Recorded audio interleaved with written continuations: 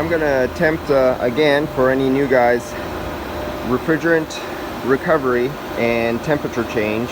As you reduce the pressure on refrigerant, we're gonna go live here on this condenser. So here's our standing pressures. Vehicle has been sitting here overnight. Refrigerant was already identified. It's 100% R134A. I have the connections on here. I have both high and low closed. I have the line open for the recovery to go through the recovery machine to go into the tank. That's already performed. It's ready. It's already at -27 in the hose leading up to here. So let's, where's our lowest line? I want to catch you both lines. Okay, so this line, nope, we can't see it over there, what I'm looking at. So this is their, oh, actually, this is their liquid line. This is one of those ones that fool you. Let's get back here. Okay, here's a misnomer, or a misleader, or a one that will fool you. The liquid line is on top of the condenser. The discharge line from the compressor is on the bottom. It's like this lines are flipped, or the condenser is upside down. But the way they have it internally chambered is like that, because the receiver dryer is over here. Here's the receiver, all the way from up there, all the way down to there. And the way they have it chambered, if you look where this little notch is right here, where you see that little flare, that's where they have it internally blocked. Inside there, and you see that little plug right there, that little square where that weld is? That is the drilled through chamber.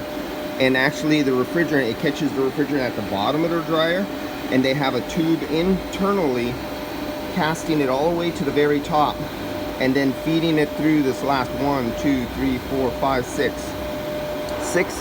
refrigerant flow passages right here. That's your subcooling at the top of the condenser, not at the bottom of the condenser. So if you're going to take your temperatures or feel or think you're going to catch something different, you're looking down here or think this is your subcooling, no. This condenser, it's on the top because of the way they have it constructed internally inside that receiver dryer over there with the desiccant in it. And so this is your liquid line. So right here, theoretically, I should have a solid column of liquid here where that pressure switch is. All this is liquid. So when, god dang it, let's turn this back on. And I got a compressor right here, right behind me. So that's gonna be really great on the video. Sorry about that, guys. Real light drop, no editing done. So we'll bring this back up. Okay, so take a look at that line right there. Thank you. And so take a look at that line. The line has a little heat into it, but actually that line has no heat.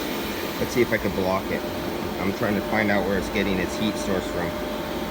It's reflecting heat actually. It's a shiny line. And right behind me, there's a lot of windows, and the sun is hitting there, and the light is reflecting this way. This is why you see these hot sources every now and then. All those are, this has been sitting here all the night. The temperature of this, and the temperature of this, and the temperature of this, and this, they are all equal. This is where your I can't say the word right now, emissivity. Somebody help me. But you know what I mean. This is where infrared cameras get thrown off, because there's no difference in temperature anywhere on the system until I open up that port and start lowering the pressure. So now let's do that. Let's open up this low side. Now I'm doing it from the low. I don't want to do it from the high side because I don't want to suck out, this is just pure oil and refrigerant in here, and it'll suck off the bottom of the receiver dryer all the way down at the bottom where the oil is sitting and take it right out of the system. And you could take a chunk of oil out of there all at one time. So let's open this up, just low side only. There we go. Let me double check, make sure I'm open here. Yes, I am. So let's watch this get colder.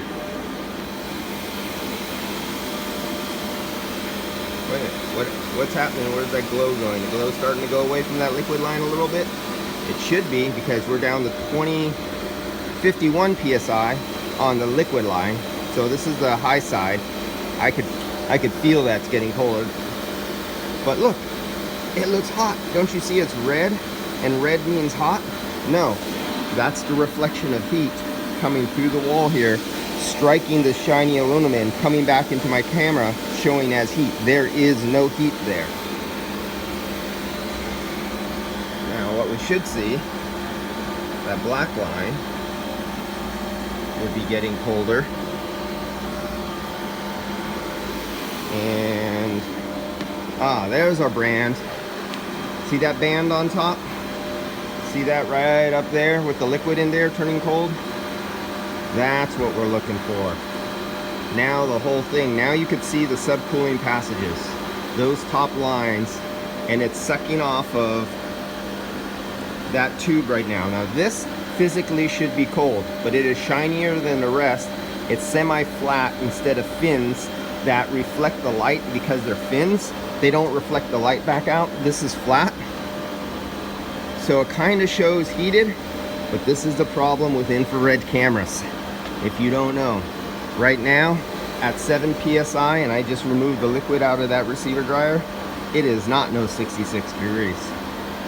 Even if I change the emissivity setting inside here, it will not read right.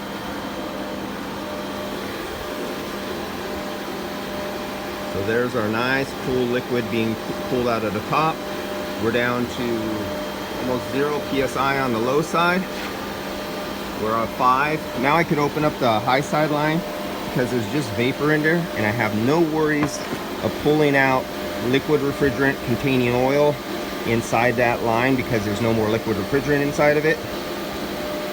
And I'm way past the time I could have turned this long ago over to vapor only. And so now we're sucking it down. Actually, what I want to do a little experiment. This is for the turbocharger. Get something like this and put adapters on it, and you can hook something like this up to your hot water tank with a little recycler circulating pump on your hot water heater, and put some little computer fans behind it or any kind of fan or anything like that in a little box, and you can turn this into heater in your house or your apartment or something like that on a recirc, going through your hot water on your hot water tank, and heat up your house with that. That's more than enough to definitely heat up your house. And if you wanted to take it and get really technical, clean and everything, and you don't want no contamination getting back into your hot water because you might drink your hot water tank,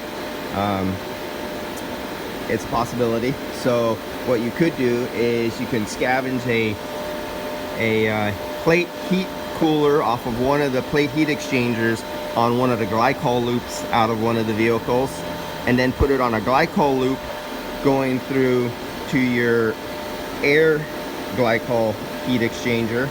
And glycol loop heat exchanger will just be glycol to glycol, glycol, food grade glycol to your hot water heater on a recirc pump, and you can heat the water through the plate heat exchanger, then use your recirc pump to pump the water through your little intercooler here with your adapters, with a pump with little computer fans, and you can heat an entire house off of one thing. That's a couple tons of heating right there.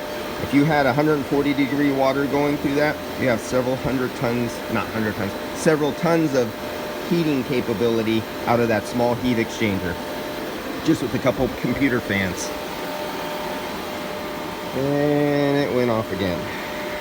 Okay, so I think that was enough to let you have a visual to see that the subcooling is happening at the top of this condenser, not at the bottom of this condenser. And it's because of the way they have it piped and internally channeled inside this receiver dryer with the desiccant material in it, which the cap is right at top. You unscrew that, get your needle nose, grab the desiccant, take the desiccant BBs out, put a new one in, throw your cap back on, and you have a nice clean. You just did your dryer replacement. All right guys, I'll see you later, and that's it on this guy.